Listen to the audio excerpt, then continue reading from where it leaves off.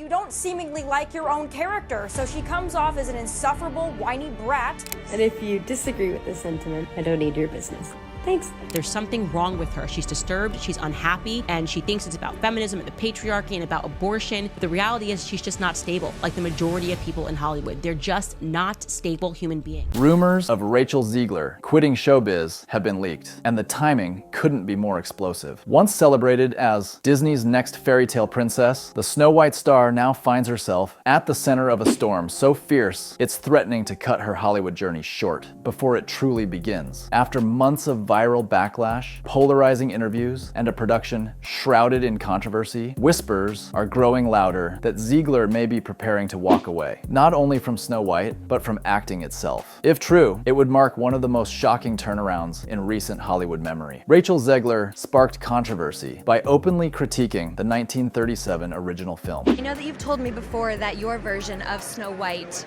is different, and it's more of a 2022 version of Snow White. What did you mean by that? I mean, you know, the original cartoon came out in 1937, and very evidently so.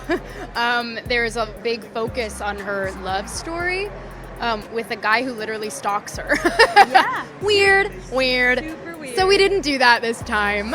She described the classic as weird and notably commented that Snow White was saved by a guy who literally stalks her, distancing her version from the trope of a princess saved by a prince. She further stated that in her adaptation, Snow White is not going to be saved by the prince, suggesting a modern and self-reliant reinterpretation of the iconic character. Zegler's political commentary further inflamed the situation. In October 2024, after sharing the film's trailer, she added a reply to her own post saying, "And always remember, free Palestine," a message that drew sharp criticism and, reportedly, intervention from producer Mark Platt. Her broader political engagement continued. She publicly supported Palestine, opposed Donald Trump with harsh rhetoric, and later issued an apology for the tone of her comment. These remarks didn't exist in a vacuum. They also fueled tension with co-star Gal Gadot, particularly due to Gadot's outspoken pro-Israel stance. This clash of public views exacerbated backlash, especially amid broader geopolitical sensitivities. In recent months, Disney has found itself in the middle of a storm that it can't quite control. The studio, once known for magical storytelling and timeless characters, has been facing mounting backlash from audiences who feel betrayed by its new creative direction. The controversy is fueled by one recurring criticism. Instead of inventing original stories that inspire and captivate, Disney has leaned heavily into remaking old classics, but with dramatic changes to characters, plots, and even core themes. The pattern has become hard to ignore. Characters who were originally written one way are suddenly being changed, whether by gender, ethnicity, or even personality. Disney frames these changes as progressive updates, but many fans see them as shallow moves designed to score headlines and appease certain audiences. What once felt like imagination now feels like marketing. And while Disney is still a powerful machine, even the biggest corporations have weak spots. That's exactly where South Park came in. The animated series is known for sparing no one when it comes to satire, but this time they decided to go directly for Disney's jugular. But Disney's biggest headache wasn't simply that South Park mocked them. The real problem was who they chose to put in their sights. At the heart of Disney's latest scandal is Rachel Zegler, the actress chosen to play Snow White in the upcoming live-action remake. What was supposed to be her biggest career moment has instead turned into one of Disney's most damaging PR nightmares. From the very beginning, her casting sparked debate. Snow White's defining trait has always been skin as white as snow. So when Disney announced that a Latina actress would play the role, the backlash was immediate. For some fans, it felt like Disney was rewriting the story for the sake of appearances rather than storytelling, but the real firestorm didn't come from the casting alone. It came from Zegler herself. In a string of interviews, she openly criticized the original film, dismissing it as creepy and outdated. She suggested the prince wasn't important, teased that romance was irrelevant, and claimed the new version would be more empowering. Instead of winning audiences over, her words came across as arrogant, even ungrateful. To fans who cherished the original Snow White, it felt like she was tearing down a classic that had defined generations, all while promoting a movie that barely resembled the source material. Her tone didn't help either. Clips of her interviews went viral, not because they inspired excitement, but because they rubbed viewers the wrong way. Many said she sounded entitled, even mocking, as as though playing a Disney princess was a burden rather than a dream. What should have been a celebration of her career quickly turned into online ridicule, and now whispers are spreading behind the scenes. Some insiders allege that Rachel has been overwhelmed by the negativity and is quietly considering stepping back from the role altogether. Rumors of her quitting have gained traction on social media, with fans speculating that Disney may be scrambling to manage the fallout. Whether she actually leaves or not, the fact that people even believe it shows how badly this project has been received. Instead of being Disney's golden star, Zegler has become the lightning rod for criticism. And just when the studio thought they could control the narrative, South Park came along, taking her very words and turning them into satire so sharp that even Disney couldn't ignore. It's one thing to critique a performance or disagree with an actor's comments, but the backlash against Rachel Zegler has raised the question of whether the criticism has gone too far. Zegler is still in her early 20s, a stage of life where most people are just beginning to figure themselves out. Facing millions of voices online, dissecting her every word, mocking her interviews, and labeling her as the downfall of a billion-dollar franchise could be overwhelming for anyone, let alone a young actress thrust into global fame. Behind the headlines, we don't truly know what toll this takes on her mental health. Public figures often put on a brave face, but the reality of being under constant scrutiny can weigh heavily in private. Social media especially amplifies negativity, turning every slip-up into a viral moment that lingers far longer than intended. For someone in Zegler's position, the relentless cycle of memes, parodies, and criticism could easily start to blur into personal attacks rather than professional critique. This is where the wider conversation comes in. Should people learn to take things with a grain of salt? It's healthy to debate creative choices, to question how a beloved fairy tale is reimagined, or to hold public figures accountable for their words. But there's a fine line between constructive criticism and piling on to the point of cruelty. If that line is crossed, the discussion stops being about art or storytelling, and instead becomes an exercise in tearing someone down. And in the long run, that helps no one. Not the actress, not the audience, and not the culture at large. The South Park episode, titled Into the Panderverse, instantly made headlines. In the special, the creators portrayed alternate versions of the main characters, Cartman, Stan, Butters, and Kenny, as women of color. It was an exaggerated but pointed jab at Disney's recent trend of swapping out the identities of beloved characters. The satire was clear. Representation isn't meaningful when it's done as a checklist. In the parody, the characters' new identities didn't deepen the story or add emotional weight. Instead, they felt forced, hollow, and awkward, which was exactly the point South Park wanted to highlight. The parody struck a nerve because it mirrored how many fans feel about Disney's remakes. Diversity is powerful when it serves the story, but when it's shoehorned in for the sake of optics, it becomes transparent. Disney, which wanted applause for its progressive casting, suddenly became the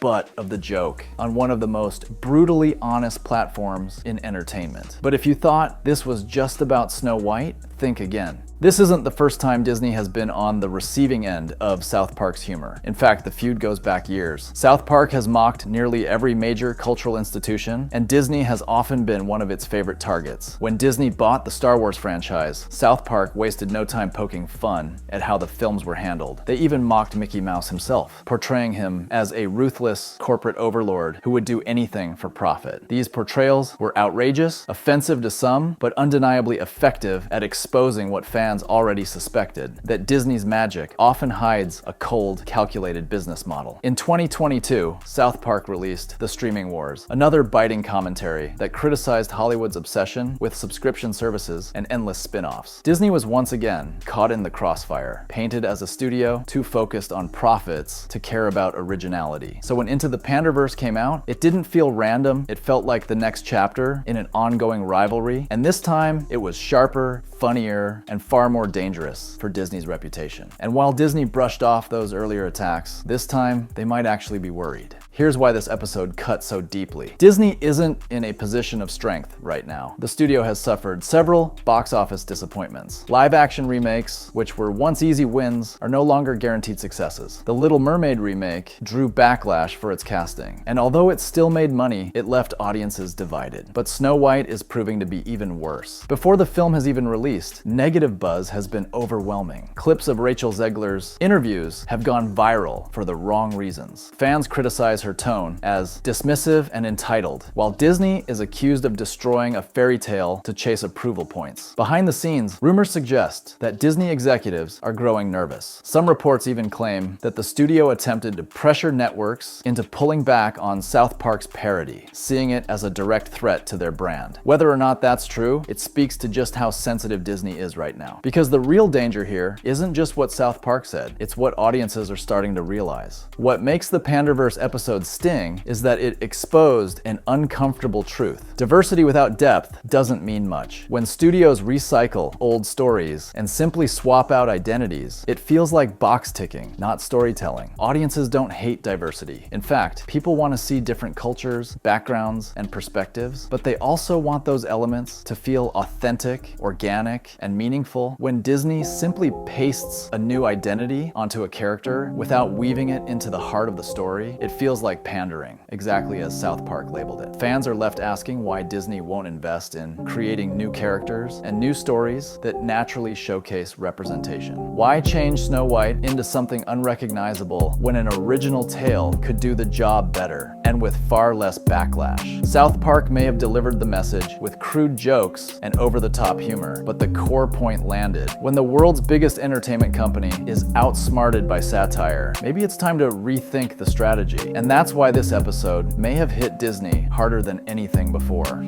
South Park didn't just parody Disney, they exposed the cracks in its empire. Rachel Zegler's interviews, instead of building excitement, became fuel for critics. Disney's insistence on rewriting beloved classics turned from a bold strategy into a glaring weakness. And now, with Into the Panderverse, the message is out there for millions to see. Audiences aren't buying it anymore. The mockery has gone viral, the criticism has spread, and Disney's brand is wobbling in a way it hasn't in decades. The question now isn't whether South Park crossed the line. The real question is whether Disney will take the hint or double down. Because if a cartoon can shake the world's biggest studio this easily, what happens next might shock us all. Subscribe to What's News for more drama and Hollywood gossip.